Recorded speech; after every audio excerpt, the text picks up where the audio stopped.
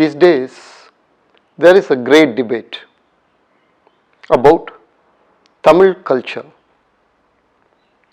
Is there a Tamil culture, a Tamil identity that is entirely different from, even diametrically opposite to the Indian culture and Indian identity? There is a big movement today in Tamil Nadu which is emphasizing that Tamils have a separate type of spirituality, a separate type of worldview, a different way of life which is totally different from the Hindu way of life. In fact, this group also argues there is no such thing as a Hindu view of life at all, because the term Hindu itself was actually a colonial baggage. Now, this particular movement is getting traction with some youths, not all the youths. Majority of Tamil youths do not subscribe to this kind of views, but some youths, a significant number of youths, have started getting attracted to these ideas. It is always better to make sure that this kind of tendencies are exposed for what they are: utter, complete falsehoods. To understand this, we have to enter into the history of Tamil culture, Tamil literature, what all the things that the ancient Tamil society considered as sacred. Now, if you see the particular narrative that is getting peddled, not only by the Tamil separatists and Tamil nationalists in Tamil Nadu, but also by a significant number of leftists, it is that the ancient Tamil culture was somehow a very materialistic culture, a culture in which matter was considered as primal, material, tangible, physical things were considered as important. They never had any conception of supernatural entities. They never had any conception of gods and goddesses. Whatever gods and goddesses that the ancient Tamils had were actually ancestral worship. And then came the Brahminical religion, and this Brahminical religion with the sophisticated rituals and Brahmin class and Sanskrit language, they somehow served the worship mode from the Tamils who were worshipping nature and converted it into non-terrestrial, celestial gods and goddesses, and this shift gives the reason for the fall of Tamils. This has been advocated by leftist politicians. Interestingly, this is a racist view also, because they say that the Tamils as a race were poised towards materialism. They worshipped ancestors, they never worshipped gods. There was somehow an inclination towards atheism. And the other side was totally idealistic. They believed in gods, they were superstitious, they had this patriarchal structure and they imposed it on Tamils. How much true is this? What evidence we can get from Tamil spirituality, from Tamil philosophy, ancient Tamil poetry and whatever philosophy that was there? If we look at ancient Tamil literature, we find that the Sankam literature is the most important one. It was lost for a quite long period of time. Then they were retrieved and they were published by the efforts of a Brahmin, Uve Swaminatha Iyer, who went from villages to villages, collecting all the old manuscripts, palm leaves. He gathered them all together, and that is how today we have the Sangam literature. I'll just tell you an anecdote. It was not an anecdote, it actually happened. We have this habit of losing our treasures. We lost a good chunk of Devaram and Tiruvasagam, Devaram particularly. We lost our ancient Sangam literature. A significant number of them, it's said. And as late as 15th century, there was Arunagirinadar. Arunagirinadar sang such wonderful, melodious, mystic hymns on Murugan. We even lost his poetry. And there was one man who went and searched for the manuscripts of Arunagirinadar's poetry, Subramaniya Pillai, and then his son Sengalvaraya Pillai. They went and, particularly Sengalvaraya Pillai, got all the manuscripts, he went through them, he removed all the errors and he published entire Thirupugal. And Uve Saminatha Iyer, who died in his ripe old age, he was in his deathbed. Sengalvaraya Pillai had come to see Swaminatha Iyer. And old Swaminatha Iyer was very weak and he was lying on his bed. When he saw Sengalvaraya Pillai, he got up. He took the hands of Sengalvaraya Pillai and touched it to his eyes. Sengalvaraya Pillai just touched the feet of Swaminatha Iyer and touched his feet to his eyes. And he said, "Sir, I am doing this because you are a great man. You have walked through the length and breadth of Tamil Nadu to collect all these old palm leaves. And I am touching your feet because they have walked the length and breadth of this land, every village, nook and corner, for the sake of Tamil." And then Iyer said, "And I touched your hand to my eyes because you had did the proofreading, you had collected the entire Thirupugal palm leaves and you had done similarly a great work." These are the kind of people who actually contributed to Tamil. They are the people who gave their entire lives, their entire career to collect the lost treasures of Tamil culture and give it back to the people. Not the politicians that you see. The politicians who make use of Tamil for their living. And here are the servants who made Tamil their deity and contributed to it with the sacredness. So, what is it there in this Sangam literature? What is the kind of worldview the Sangam literature shows? The Sangam literature very clearly shows that the spirituality that was pervading the Tamil society is essentially Vedic spirituality. For example, there is a poetess. The Tamil chieftains of those era, Sangam era, they were always quarreling, they were always fighting. When she sees these ever quarreling Tamil kings, three major Tamil kings, in peace and harmony and friendship, she compares these three Tamil kings to the three fires that are present in the Brahmin household. Now, this is the example she gives for peaceful, harmonious life, the three fires in the Brahmin household. So, this is the essential spirituality that is pervading Tamil culture. In Pathupattu, there are instances where they define the very boundaries of India, just like Vishnu Puranam does. And in the case of Paribadal,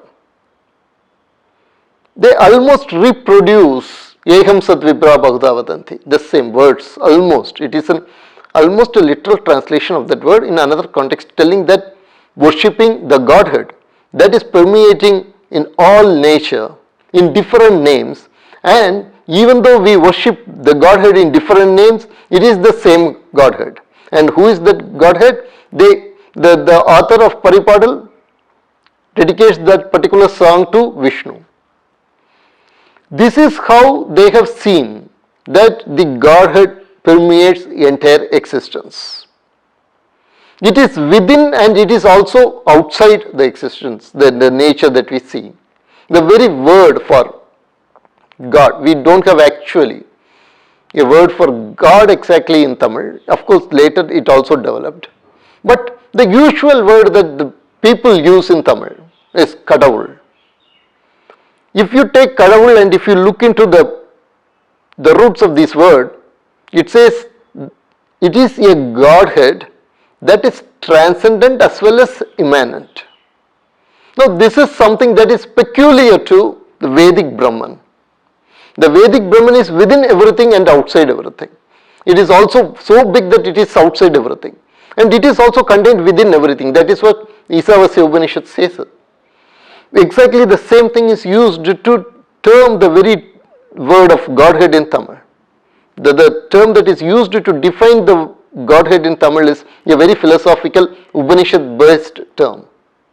No other religion can use the word Kadavul for its God, particularly the non-Hindu religions, whether it is Christianity or Islam. If you take Christianity or Islam and they use Kadavul, that particular Kadavul doesn't allow himself to be present inside things. He can only be present outside the universe. He is an extra cosmic God. So this is one important aspect of Tamil spirituality.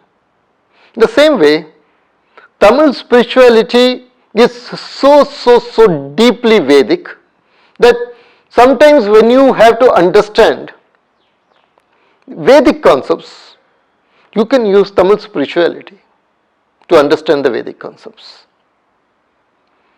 I will give you two examples for this. One I have been telling in many of the talks that I give, but here it is also very relevant, so I will be giving it here. In Tamil culture, we have different eco-cultural zones, 5 eco-cultural zones to be exact. These 5 eco-cultural zones are created as a kind of literary technique. Nevertheless, they also have an existence in reality. They are Kurinji, Mullai, Marudam, Neidal and then Palai. Of course, Kurinji, Mullai, Marudam, Neidal, each one is associated with, for example, Kurinji is associated with mountains and forests and the people who live there, and their god is Murugan. For Mullai it is a grazing land, and the people who live there, people who herd the cattle and all. The god of course is Mayun, which is Vishnu or Krishna. And you have Marudam. Marudam is the place of agricultural land. The agricultural land and the people who live by agriculture. And the deity for this Marudam is Indra. And you have Neidal, which is the coastal area, the sea and the sea related area, occupation and people. Naturally, Varuna is the god of Neidal. Till now, it is very clear. There is no problem. Then you have Palai. Palai is the desertified area where people indulge in robbery, highway robbers. And here they worship the goddess. Now, if you are a Western ontologist or even a Western anthropologist, you would say that goddess worship is nothing but fertility cult. So if goddess worship is fertility cult, then the goddess worship should be in agricultural lands, not in a desert land. Why they have put a goddess in desert land? It is very tough to find out. The Western models fail to explain this particular phenomenon. But this particular classification in Tamil explains a lot of historical events if you understand it in Vedic context. Now, in Chilappatikaram, the lines explain, Chilappatikaram is of course the epic of the anklet, which is one of the major epics of Tamil culture. And in Chilappatikaram, the lines explain how the Palai gets formed. The Palai gets formed because Kurinji, which is forest and mountains, and Mullai, which is the grazing land, both are commons. When these lands, these are the natural resources, when these lands get degraded, then either because of climate or because of mismanagement of the king, then people of that area and that landscape, it becomes Palai. Other words, if there is no proper ecological management from the king, if there is no proper welfare from the king, welfare schemes from the king, then the people of those areas, they are forced to become robbers.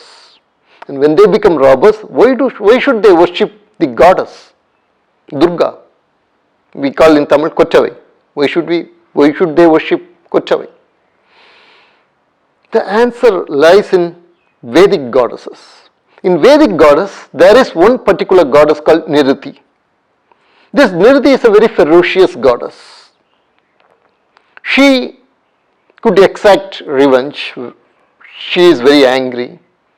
And often in the Vedic rituals, she is asked to leave, etc. But our traditional Vedic studies, they tell that actually she is the other face of Prithvi. Her name is Niriti because whenever the Rita is disturbed, the ferocious form of the goddess appears there.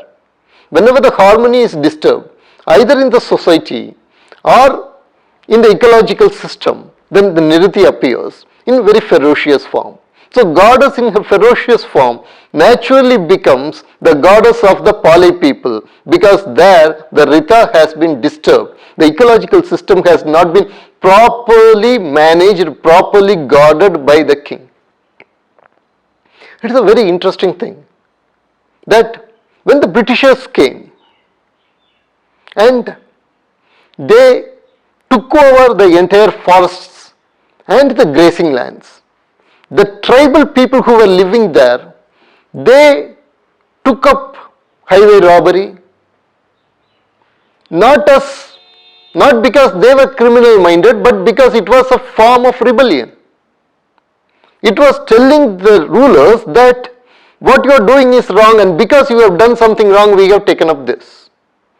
Now, take the Western way of looking at things and take the Hindu way of looking at things. The Western way of looking at things, when they found these people who were robbing, and remember, they gave them the name thugs. Even today we use the word thugs in a very negative sense.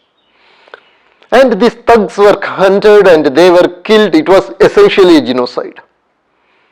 And what the British did was, that is a very important thing, they chopped off the heads of the people who were captured and labeled as thugs.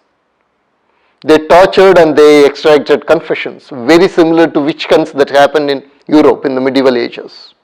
And then these heads, the chopped off heads, were sent to Edinburgh Medical College, where there was this pseudoscience called phrenology. The people studied the skulls and the brain structure of the people of these heads, and they told that these people, like Hindus, all Hindus are naturally driven to criminal activities because these people's moral apparatus inside the brain hadn't developed. So these people had to be cured. So what they did? They labeled certain tribes as criminal tribes. separated the children from the parents, because the children, if they grow with the parents, they will also become criminals. And they were put into Christian institutions where they were forced to do slave labor. They were tortured. All these things happened. We are not getting into that actually completely. What I wanted to stress here is that that was the Western view of looking at a person who had done a criminal act, because he was inherently criminal. He was genetically criminal. He was racially criminal. Whereas in the case of Hindu view, we try to understand what are all the real life factors, the real time events which are driving a person towards this desperation. When a person becomes these robbers, they became an indicator for the ruler to understand that something is wrong with his administration. When the rains failed, we used to say the king was not governing well. What is the connection between a king and the rain? We saw the ecological cycle in that. That if the king is not properly ruling, then the environment gets degraded. Today we are talking about climate change and global change and why we have to change our way of life, why we have to reduce non-vegetarian food and all these kind of things we are talking today. We saw this cycle already, and this had gone into our culture basically permanently. And this is what has made Tamil culture. In no way Tamil culture is different from the rest of India.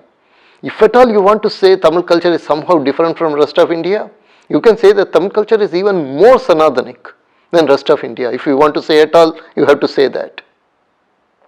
Because every person here had to tell that they come in the way of the Vedas. They always had to say that. And when they criticized someone, they said that those people are against Vedas. If a person is against Vedas, then that person is considered as wrong.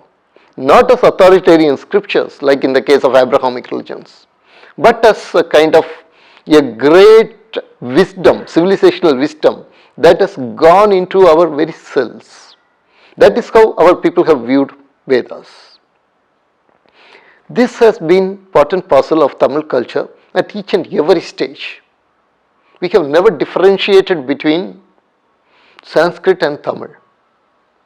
It's a very important thing that you have to understand. As children, we studied Arunagirinathar's Kaithalam Niragani, which is a hymn to Ganapati. In that, one particular stanza runs like this. It says, Muttamil Adavini Murpadu Giridani Murpada Eludhiya Mudaloni. I will translate it.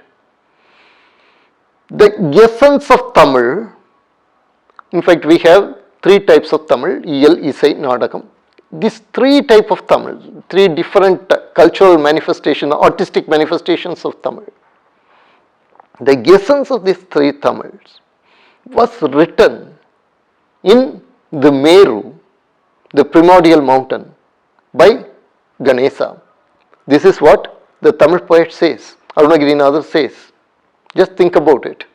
We all know what Ganesha wrote in the Meru mountain with his tusk. It was Mahabharata, and it was written in Sanskrit. So why Arunagirinathar is talking about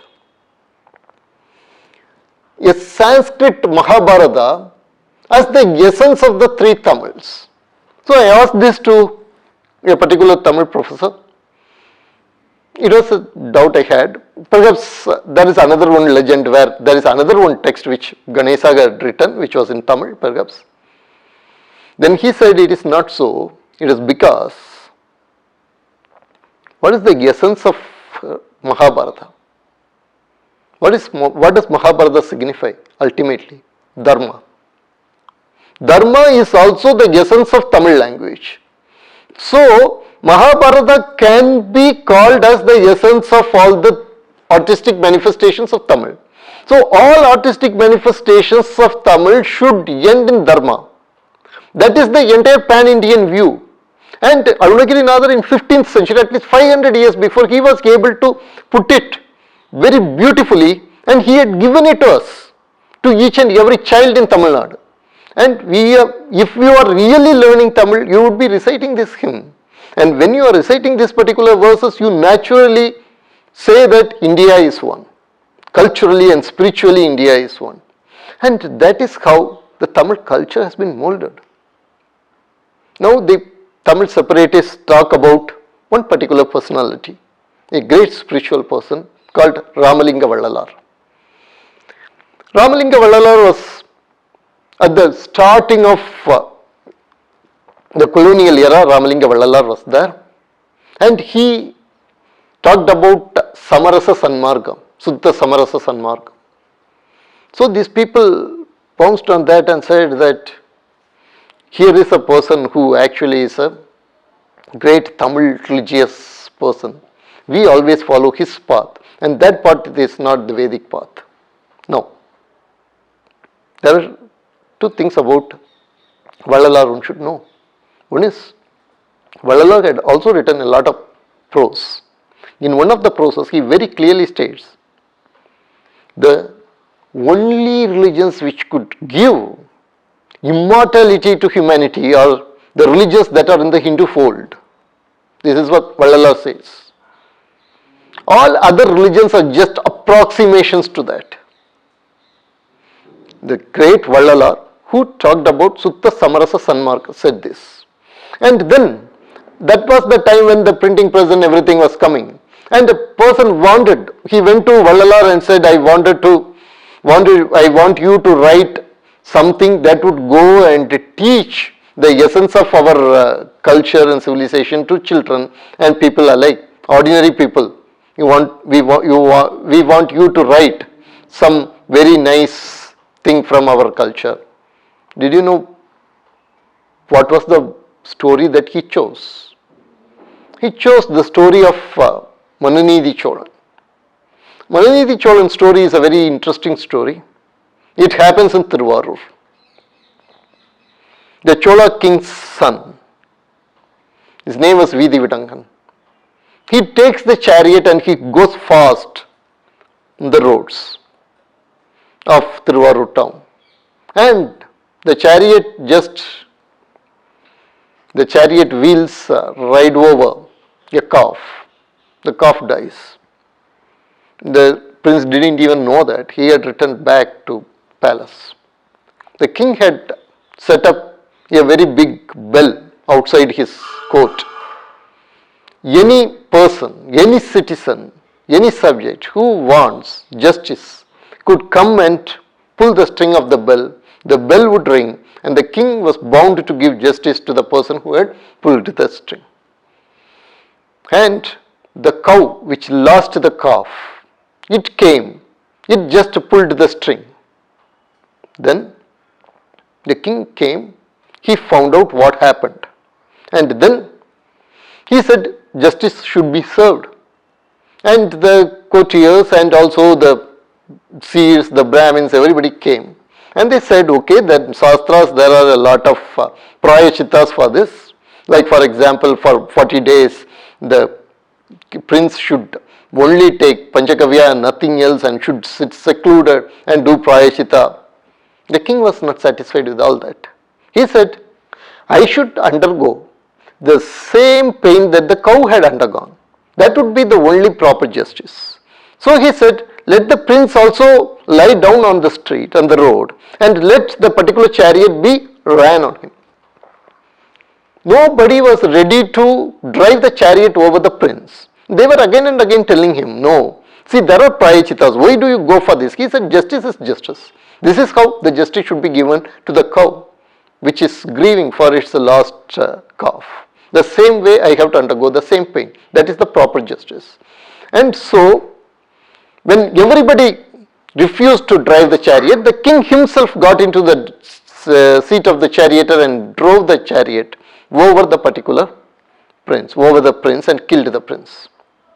And of course the Puranas say then at once the gods came and revived the prince, and then the story goes like that. But the point that you have to note here is, why did Vallalar choose this particular story during that time?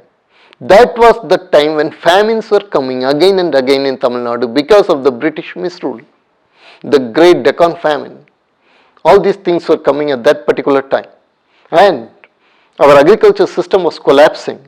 It was getting completely transformed by the colonial rule.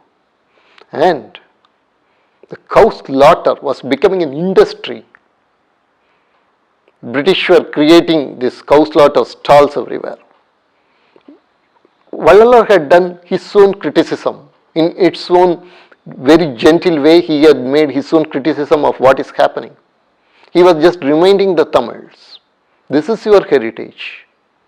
Long before, right now if you just go and Google animal citizens, today we are talking about the citizenship rights of animals. In the West they have started that. But here in India, a cow, or for that matter any animal, we know in the case of C.B. Chakravarti, an eagle could come and ask for justice. So here we have recognized that every living being has the right to justice, and they can go to the state, they can go to the ruler and they can ask for justice. This is again part of the entire Indian culture, which is very clearly crystallized in Tamil Nadu. If you go to Thiruvarur even today, right before the temple there is a small garden. If you go inside this garden, there is this sculpture of Veedi Vidangan, the prince lying down and the chariot wheel just above his neck. He would be there lying down with his folded hands. This is Tamil culture. This Tamil culture is no way you can differentiate it from the rest of Indian culture. And again, remember, Tamil culture has contributed organically to Indian culture at large. And if a Tamil, because he has been deluded by this false propaganda that Tamil culture is different and opposite to Indian culture, and if he negates Indian culture, he will be negating a very rich part of his own culture. Let me give you another one example. There is this famous story. If I am asking an Indian, whether he is a Tamil or a Keralite or a Punjabi, I am asking him, give an example, a metaphor for selfless service of an individual in a great cause. Yes, ordinary individual, selflessly working for a great cause. Irrespective of his language, a Hindu would answer, squirrel doing Sedu Bandhana. Now, from where does this particular imagery come from? If you look at Valmiki Ramayana, it is not there. So, from where does this come from? It comes from Thundaredipadi Alvar, one of the Alvars, who had written these lines about how the squirrels are helping the monkeys in a selfless way to build the bridge. So from Tamil literature this reference comes. Today it has become a pan-Indian reference, and I will tell you what is perversely against the Tamil culture. We have a misfortune.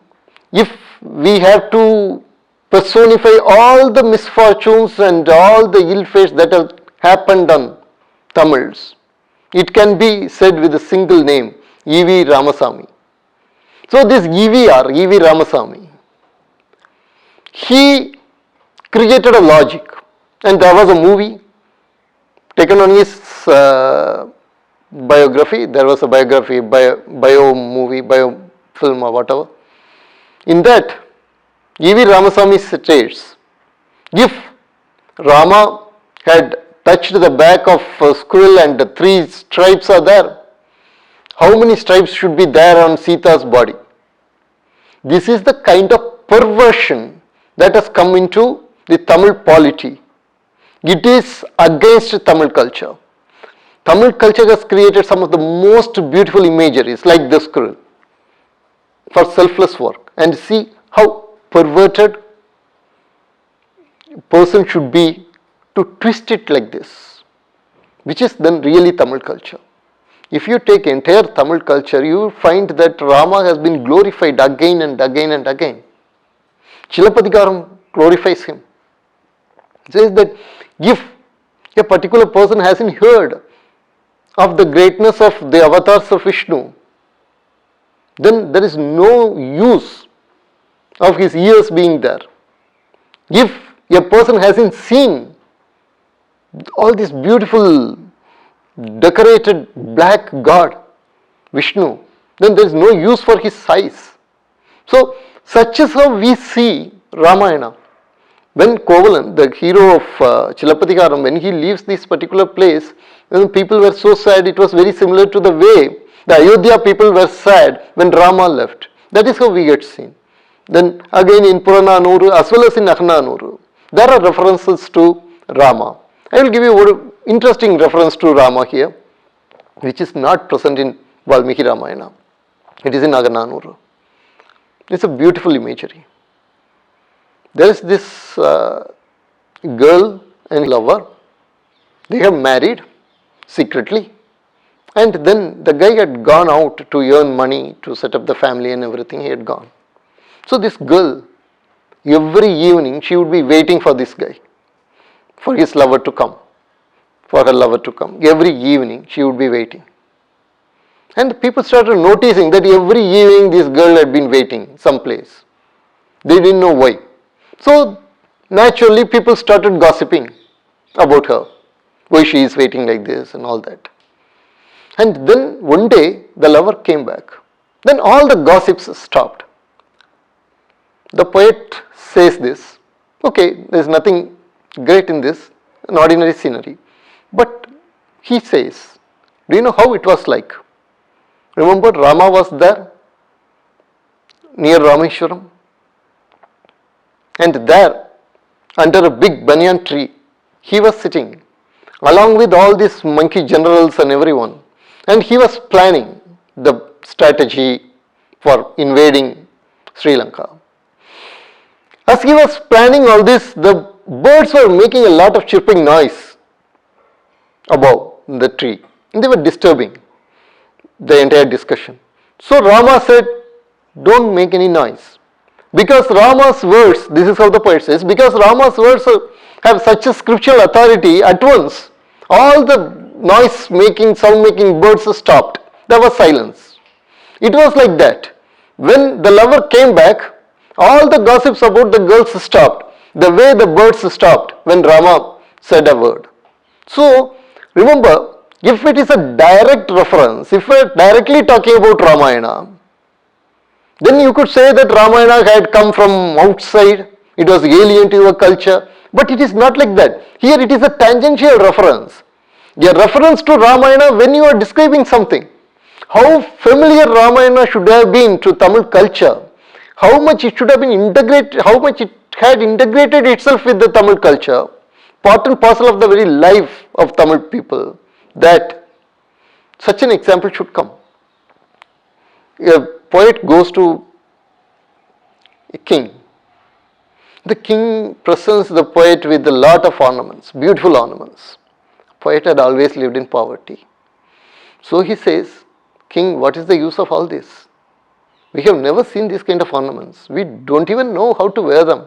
You remember when Sita put down her ornaments, when Ravana was abducting her? These monkeys got hold of those ornaments. They didn't know how to wear them. My household will be in a similar position if you are giving me all these nice things.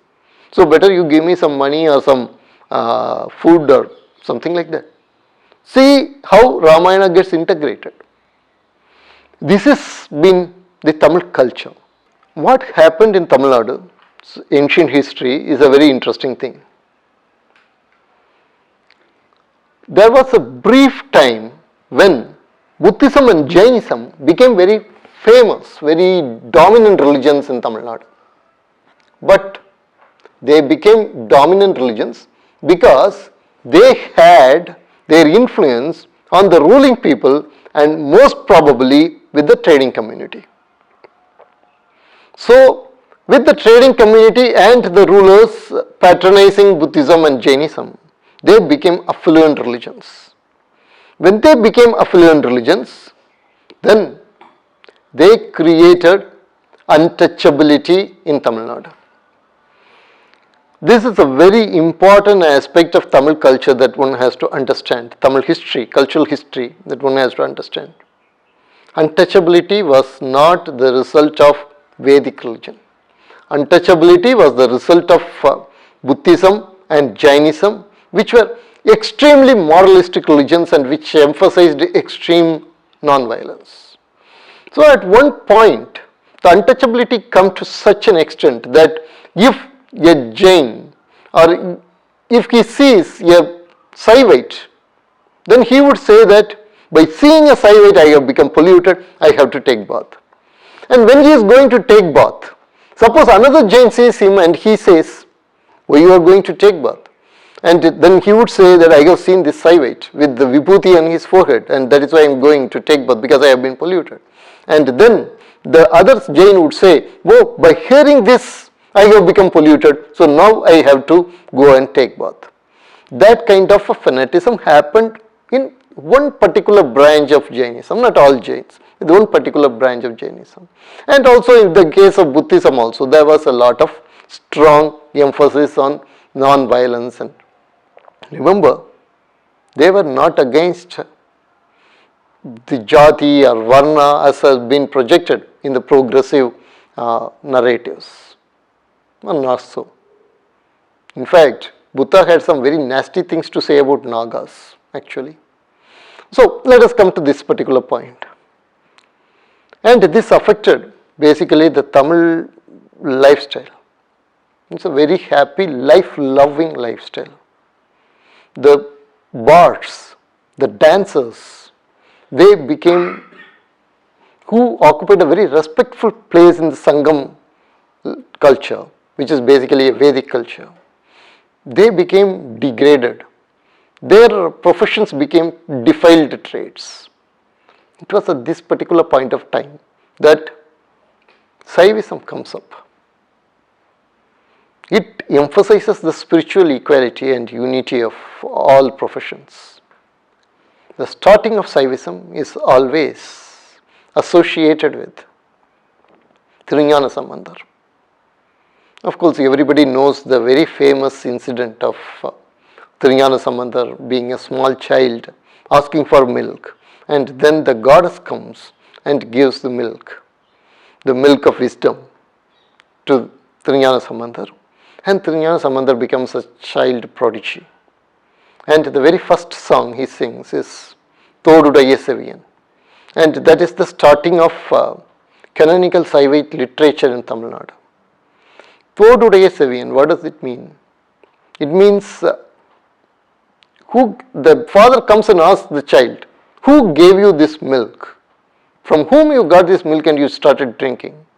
And then the child says, it is this beautiful divine person who is having a feminine ring in one of his ears. One of his earrings is feminine earring. Todudaiya Seviyan. He came and he gave the milk. This particular view of the god Shiva as Ardhanarishwara, it goes back when Sir John Marshall was writing about the religious nature of Harappan culture. He is talking about the central figurine of Harappan culture. The central divinity was an androgynous divinity which in Hinduism is considered as Ardhanarishwara. So the roots go to the Harappan culture, and as we know, the Harappan culture is essentially Vedic culture. Again in Vedas you can see this.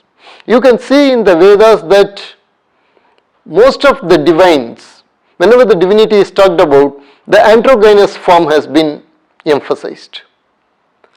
If you go to Tarasuram, which was built in around the 12th century, you could see Ardhanarishwara form of Shiva as the solar deity. And you can see this particular Ardhanarishwara form of sun in Vedic hymns. So this androgynous form of the deity comes to us from the Vedas. And if you look at the entire Saivite history in Tamil Nadu particularly, you will find that this particular androgynous form of Shiva, Ardhanarishwara, has been emphasized again and again and again in every hymn by all the important Saivite mystics. So, you take any particular aspect that has been emphasized in Tamil spiritual culture, you will find its roots in the Vedas. That is why when Chekila talked about Trinyana Sambandar, he said, what was the purpose of Trinyana Sambandar? Veda neri talaithonga, vegu saiva thurai vilanga. He said, this is the imagery that Chekila gives, and it is a very important imagery. Think of the Vedic Dharma as a great river that flows eternally, the river that is Sanatana.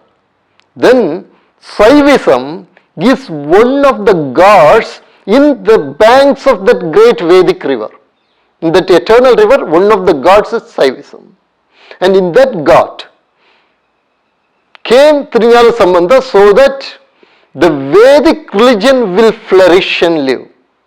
So, this is how the very Saivite hymns start in Tamil Nadu. And today, you have people who say that Tamil Saivism is different from Vedic religion. This is utter nonsense.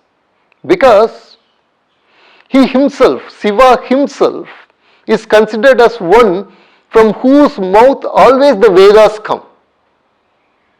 He is the eternal one from whose mouth the Vedas always come. Then how can Tamil culture be different or Saivism be different from Sanatana Dharma? It is always attuned to, it is part and parcel of Sanatana Dharma. Even today, in Tamil Nadu, a person who owns land and persons who are working in the field. The persons who are working in the field, they call the landowner as Yajaman. Now, from where this particular word Yajaman comes? It comes from the person who runs, who is the master of Vedic ceremony. Remember, this person is only owning the land. He is only doing agriculture, but he is called Yajaman. Leave out what actually you see in the society, but think of what kind of a conception the person, the language had when it created this particular worldview. The person who is working in the field, he is calling the landowner as Yajaman, which means it is essentially telling the landowner that he is only doing a yajna. Even if he is doing agriculture, it was only a yajna he is doing. So when you are doing a yajna, the people who are all contributing to the yajna become a kind of co-creators. They are a kind of shareholders. There is no such thing as essentially owning the land. You are only doing a yajna. But remember, if agriculture is considered as yajna in Tamil Nadu, the very terminology of that particular land owning has been given as Yajaman, then how much the Vedic culture should be part and parcel of Tamil culture? Vedic culture, the Vedic values are the spirit. The Vedic values are the one which animate the Tamil culture. Remove the Vedic values, then the entire Tamil culture becomes total lifeless corpse. We had a very great literary critic. His name was Venkat Swaminathan. Venkat Swaminathan wrote a wonderful article called Palayum Valayum. So he said, after the Dravidian movement took over, essentially the essence of what he said, I am paraphrasing of course. After the entire Dravidian movement took over, the Tamil literary space has become something like a dry desert. The high culture of Tamil Nadu had just getting degraded again and again. What was the reason? The reason is, it is not secular, the reason is very religious. You have cut off the language from its very essence. The language is created The language is created for a particular purpose. The language is created to make the Vedic culture and values live. If you have removed that language from its Vedic core, from its Vedic values, then the language loses its capacity to generate genuine literature. Literature that has fire in it. There was fire in Bharati. Even today when you read his poetry, you know that there is fire in it. Why? Because he understood that this land is the land of Vedas. He said, Veda mudayadinda naadu. This is the land of Vedas. Veera pirandadinda naadu. This is the land where great valiant people were born. And he said, Sedamillada Hindusthanam. This is the unpartitioned Hindustan. He talked about unpartitioned Hindustan. Decades before partition was even an idea. He said, this land is unpartitioned Hindustan. Worship this land as deity. Later, he wrote beautiful prose in which he said that this land is essentially the Shakti. Mada Sri Maharagni. So it is this Sri Mada Sri Maharagni that has animated us, this very great nation. When you worship this nation, you are worshipping the goddess. When you are serving this nation, you are serving the goddess. Again, he was able to connect whatever that is animating itself in patriotism, which he was expressing through his beautiful Tamil lyrics, to the Vedic culture. So take any aspect, touch any aspect of Tamil culture, you will find again and again the Vedic roots. There is no way you can escape it. So our great Dravidians at times say that we have a different New Year. If entire India is celebrating the traditional New Year in Chitrai, April 14th around, we would celebrate our New Year during December, January.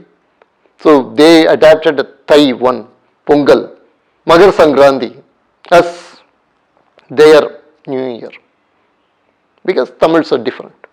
Now, Dr. Subhash Kak has written an article, a research paper, in which he points out that we had two different calendars. One was a bit more secular, one was very sacred. The sacred calendar, the calendar that is related to the rituals, the Vedic rituals, it starts with the Magar Sankranti. So, these people wanted to de-Brahminize them, they wanted to de-Aryanize them, they wanted to cut off Tamil culture from everything that has to do with Sanatana Dharma. And what did they end up with? They ended up with a calendar that is even more Sanatana Dharmic, more Vedic, or if you want to say within inverted commas, more Brahminical than they thought about. There is no way you can escape this particular culture, the sacredness of this culture. But consider this. When the great Congress, in its mode of appeasement policy, wanted to remove Vande Mataram and wanted to replace it with Jana Gana Mana, because they thought the Jana Gana Mana is so nice, it is talking about the great God who controls the destiny of people. So it is very, very, very Abrahamic, if you want. So it is okay, we could have this. Unlike the goddess, goddess is very pagan, but this is very chill, very secular. So they adapted this. But if you go through the remaining verses of the same Jana Gana Mana, you will find that he talks about this Sarathi who drives the chariot through ages, every yuga, whose conch shell, the sacred conch shell, removes the fear of the people. You are talking about, of course, Krishna, it is very evident, but it doesn't end there. Then in the next verse, he talks about the goddess, whose ever watchful lowered eyes, winkless, The ever watchful, winkless, lowered eyes guard the children. And she is such a friendly goddess, mother. And then he talks about the god who is Raja Rajeshwara, the last stanza. Now you have the Vishnu, then you have the goddess, and then you have the god who is called Raja Rajeshwara. We have in Tamil a great Saiva saint called Karaikal Ammayar. And she says, if I look at the form of Shiva, the one side I see Vishnu, the other side I see the goddess. One side I see Vishnu, the other side I see goddess. So the entire form is so feminine. And you are the great God. When you read the Janagana Manana's remaining verses and you read Karaikal Ammayar, you know from where this spirituality comes from, this imagery comes from. A Bengali poet. He is echoing across space and time a 7th century Saivite poetess. And from where this vision comes? Remember the lowered, unwinking eyes. In our tradition, these unwinking eyes are the eyes of the fish. And there is one goddess whom we call the goddess with fish eyes, Meenakshi. She has unwinking eyes.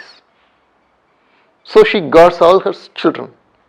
And if you go to Madurai and you see this particular sculpture where the Vishnu, who is the brother of Meenakshi, gives her hand in marriage to Shiva, you will have all the three that you encounter in all the verses of the remaining verses of Janagana Manana. And these unwinking eyes, again, they go back to Vedas. There is this famous Pakistani scholar who had studied the geometrical aspects of Harappan symbols. There is one particular symbol. She calls that particular symbol the eyes of Varuna. Eyes of Varuna. Because they are lowered and they are unwinking, they are guarding the people. This particular imagery, she tells it is this particular Harappan symbol has its literary equivalent in Rigveda. And this again comes here, Tamil Nadu. It is spread everywhere in Bengal. So can you say that this one is different, that one is different, Harappan is different, Vedic is different, Tamil is different? No way you can say that. Or Bengali is different. No way you can say that. All these form one complete cultural, spiritual matrix. It is from this matrix, throughout the ages, the great sages and seers and valiant warriors come up. Remember this.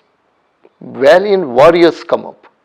That is why when the Islamic invasion was there over Madurai, it transcends the linguistic barriers. These linguistic barriers are absolute nothing. When there was Islamic invasion in Madurai, the Meenakshi Amman temple was closed for decades. At that time, Kumara Kampanna was there, and to his court comes a woman along with a sage, and she hands over a sword to Kumara Kampanna, telling that this sword you fight against the foreign aggression, and this sword is the sword that was given to Pandyas earlier. So this woman comes and tells, see the things that are happening. The temples have been closed. Tamrabarani, that is the river that flows in Tirunelveli, near my hometown. There, she says, in Tamrabarani, cattle have been killed. The blood of the cows are flowing. Where once the sandal paste of women who used to bath used to flow in the river, now the blood of the cow, they have been slaughtered and that blood is flowing. You have to fight against this. And then she gives the sword to Kumara Kampanna. Remember, Kumara Kampanna is a Nayaka king. He is from the Vijayanagara. And the goddess gives this sword to him, and it is said that it was Meenakshi who gave this sword to him to fight against this aggression. He fights against this aggression, and then when the Nayakas becomes, Nayaka rule comes up, they erect these beautiful Gopurams that you see today throughout Tamil Nadu. When even the Dravidian movement, when they became the rulers of Tamil Nadu, when they wanted a logo for Tamil Nadu, they chose Srivilliputturu Andal Gopuram, the Gopuram that was created by the Nayakas. And what is the purpose of creating these huge Gopurams? Just think about it. The Islamic invasion has been destroying temples throughout India, and here it was essentially a declaration that no, the Vedic culture lives here. It was a challenge. See these beautiful Gopurams, so high, so beautifully standing, majestically standing, and with all your might you are not able to destroy us, because before the Nayakas these big Gopurams were not there except the Pragadishwara temple by Rajaraja Chola. And hence, if you look at the Tamil culture, it is the Vedic culture, it is the Sanatana Dharma. Remember this, the cow, the importance of the cow here in Tamil culture. With all degradation of Tamil culture, recently there was a movie, and that movie it is a very comic, ordinary movie, and in Tamil Kollywood, anti-Hindu propaganda has become way of life. But in this movie there was a very interesting scene. The father of the girl refuses to give the girl in marriage to a boy because he considered the boy as very poor economically, socially, of lower status and all that. Then one day what happens? The cow falls into the well, and this boy saves the cow. And then after a long time, the father tells, the day that boy saved the cow, I have decided I would give the girl. Because the boy is worthy. Already the boy and the girl have started loving each other, that is different. But the point is, cow even today, despite all propaganda to the contrary, occupies a central place in the culture of Tamil people. Just like how cow occupies the central place in Sanatana Dharma. In fact, it is because Sanatana Dharma is Tamil culture. There is no way you can remove it, you can distinguish both. You cannot tell this is Sanatana Dharma and this is Tamil culture. No. Sanatana Dharma and Tamil culture are one and the same. In fact, it is Sanatana Dharma that is the core engine, the core vitals of Tamil culture. If you want to destroy Tamils, it's very easy. Remove Sanatana Dharma from Tamil culture, then whatever is left with the Tamil people is the corpse of Tamil culture. And that is why, to save Tamil culture, Sanatana Dharma has to be revived. It has to flourish in Tamil Nadu. Tamil Nadu has always been the land of Vedas and Dharma. We have to again re-establish it the way Jnana Sambandha did. And I thank Atharva for giving this great opportunity to share these views with you.